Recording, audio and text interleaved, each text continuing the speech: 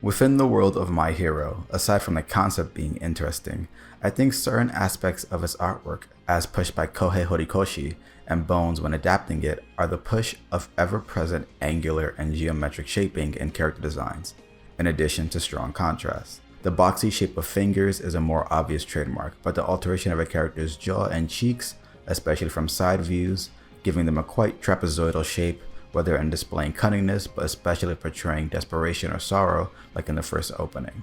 Even further, the sharp shaping of silhouettes is seen in Izuku and Bakugo in their school uniforms. It's something that I've tried to capture in my drawing several times, not realizing that it's something that I could have looked at BNHA for better reference. I'm not exactly sure what to call it, but the shaping of said body just feels jagged and strong, with a clear shape layout and conveying distance and perspective whether seen from above or in overlapping poses. Although not drawn by him, such understanding of shape meant to be portrayed in the same series, or at least timeline of events, is carried and understood in the World's Heroes Prelude manga, Endeavor's Mission. But in its most perfect, or at least recent form, Horikoshi's style focuses on capturing as much detail as possible through rendering light and shadow in constant polygonal shaping that brings the characters to life while still making them feel incredibly unrealistic and beautiful. In contrast, outside of its interpretation of pre-existing BNHA characters, Vigilantes is a lot more simpler in its art style. Part of this could be, through my limited perception, of just the first episode and taking a look at a few early pages, to its more comedic tone from a main character who wasn't necessarily looking to be a big shot hero. This isn't to say that Vigilantes doesn't have any redeeming qualities, it absolutely does. However, at its start, it's a little difficult to see it as anything more than a manga that happens to take place in the world of My Hero Academia. Where it finds its footing in later chapters, and as greatly portrayed by Bones in the Vigilantes anime, is by countering BNHA's polygonal detail with simple, thick sleekness. With simpler character designs and more consistent, simple form, by keeping the breaks between shadows and contrast minimal, in addition to utilizing thicker outlines, characters can pop out more while also creating a more down-to-earth feel. While Vigilantes will still see superhero action, its method of characterization through posing and the simple designs doesn't feel as bombastic as BNHA, but still captures a cool backstreet charm. And that charm is really what makes me want to see more of Vigilantes. Although I still kept tabs on the manga's final arc, BNHA mainly lost me at around season 4 episode 69, with how constant the series needed to remind me of why we're here. Izuku was on his knees in awe of All Might's belief in him. I get it, I understood it the first time and the 5th time, but in what felt like a reminder every 3 episodes, it caused me to lose interest in watching the anime. However, with Koichi, a character that seemingly wants nothing to do with being a hero at first, I'm not expecting that to happen. If anything, his know your place demeanor makes him seem more like a straight man who still has the sensibilities to do the right thing despite his fear. This is meant to be an offset to Knuckle Duster, a more Punisher-esque take on the mentoring superhero that counters All Might's Superman cross the Batman characterization. Get shit done the way I want to for the greater good. Worry about the consequences later.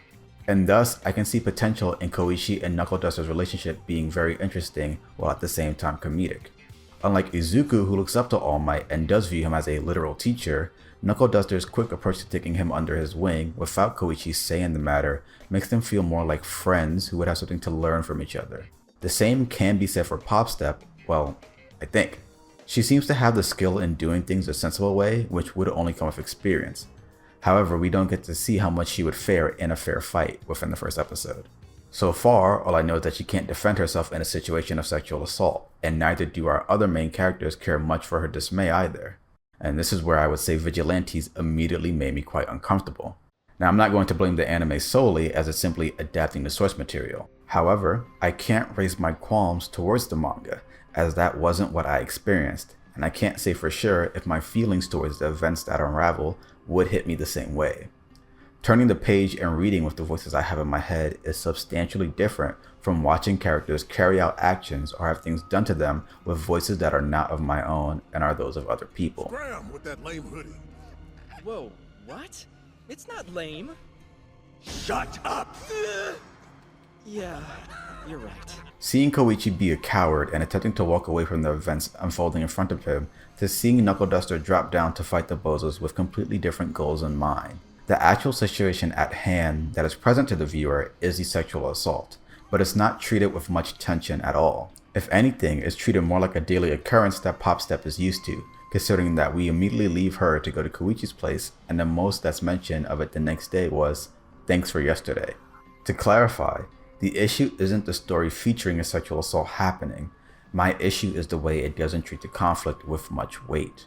Thus, that is where my main worry when continuing to watch Vigilantes stems from. It has an amazingly eye-catching style and charm, further heightened with its usage of vibrant colors and bombastic presentation, as it knows which beats to hit with its openings and endings by Kochi no Konte and Yutori.